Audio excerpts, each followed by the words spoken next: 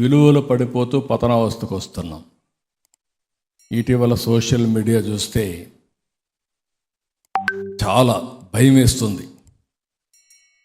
అంటే ఇంకా లెక్కలేనితనం కూడా వచ్చేసే పరిస్థితికి వస్తున్నాయి. అవన్నిటిని ఏం చేయాల్సిన అవసరం ఉంది.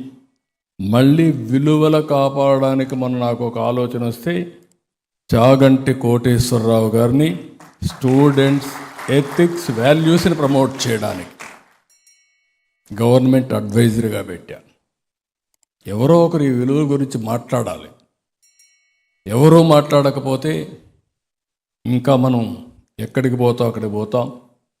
అలాంటి విలువల పతనావస్థకి వెళ్ళిన తర్వాత మనకు ఇక్కడ సెక్యూరిటీ కానీ, సేఫ్టీ కానీ, హ్యాపీనెస్ కానీ ఏమీ ఉండవని చెప్పి కూడా నేను మీకు తెలియజేస్తున్నా.